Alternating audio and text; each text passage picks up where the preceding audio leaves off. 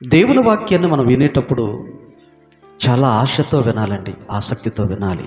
ఎవరికో అనుకోవద్దు, దేవుడు నాతోనే మాట్లాడుతున్నాడు అనే కోణంలోనే మనస్సు పెట్టి వింటేనే దేవుని మాటలు అర్థమవుతాయి.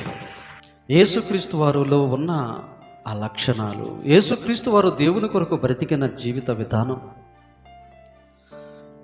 యాజ్ ఇట్ ఈజ్గా దేవుని పిల్లలైనటువంటి వారు క్రీస్తులో ఉన్నటువంటి ఇదిగో ఆ సంపూర్ణతకు సమానమైన సంపూర్ణత కలిగిన వారంగా మనం ఉండాలన్నదే దేవుని ఉద్దేశం అండి. పేతురు గారికి రాస్తూ, మీలో దేవ స్వభావం కనిపించాలి. దేవ స్వభావం, దేవుని పిల్లల్లో ఏ స్వభావం ఉండాలండి? దేవ స్వభావము కలిగినటువంటి వారంగా ఉండాలి. ఆ తర్వాత క్రీస్తు యేసులో ఉన్నటువంటి ఆ తత్వం, ఆ లక్షణాలు, ఆ గుణాలు, ఆ మనస్సును మీరు కూడా ఏం చేయాలి? కలిగి ఉండాలి. ఆయనలో ఉన్నటువంటి పరిపూర్ణతకు సమానమైనటువంటి పరిపూర్ణత మీరు కూడా కలిగి ఉండాలని. ఆ తర్వాత దేవ స్వభావము కలిగి నడుచుకునే వారంగా ఉండాలని దేవుడు కోరుకుంటున్నాడు. ఒక్క మాటలో చెప్పాలి అని అంటే,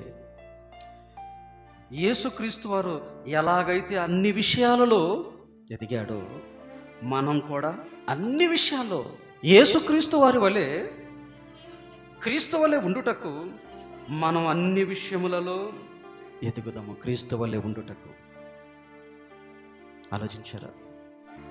ఒక్కసారి క్రీస్తు వారి యొక్క జీవిత విధానం మనం ఆలోచన చేస్తే, తండ్రి అయిన దేవునికి ఇచ్చిన మాటను నెరవేర్చే విషయంలో, ఆ పనిని తొదముట్టించే విషయంలో ఎక్కడ కూడా యేసుక్రీస్తు వారు తగ్గలేదు, వెనకాడలేదు. అన్ని విషయంలో ఆయన ఎదిగాడు. ఇప్పుడు మనకు కూడా అదే చెప్తున్నాడు. ఏమని చెప్తున్నాడండి? ఏం చెప్తున్నాడు? అన్ని విషయములో క్రీస్తు యేసు వలె ప్రేమ కలిగి సత్యము చెప్పుచు క్రీస్తు వలె ఉండుటకు అన్ని విషయాల్లో ఏం చేయాలి? ఎదగాలి. ఎదిగేవారుగా ఉన్నారా మీరు? ఆలోచించండి.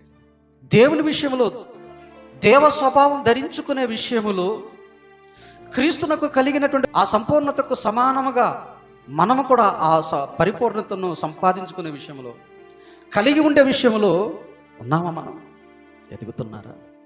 వినటం, ఎదుగు మర్చిపోవడం తప్ప, వినటం విడిచిపెట్టడం మాత్రమే, కానీ ఎదిగే పరిస్థితి కనిపించటం లేదు అని చెప్పుకోక తప్పదండి. ప్రియమైన దేవుని వారలారా, ఆలోచించండి. ఒకనాటి ఆదిమ సంఘమైన, ఒకనాటి అపోస్తులులైన, నేడు మనమైన దేవుడు ఏం కోరుకుంటున్నాడంటే, క్రీస్తు వలె ఉండుటకు అన్ని విషయాల్లో ఎదిగేవారుగా ఉండాలన్నదే దేవుడు ఆలోచన అండి.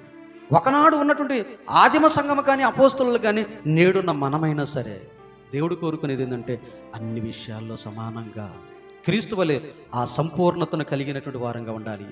దేవ స్వభావాన్ని కలిగినటువంటి వారంగా ఉండాలి.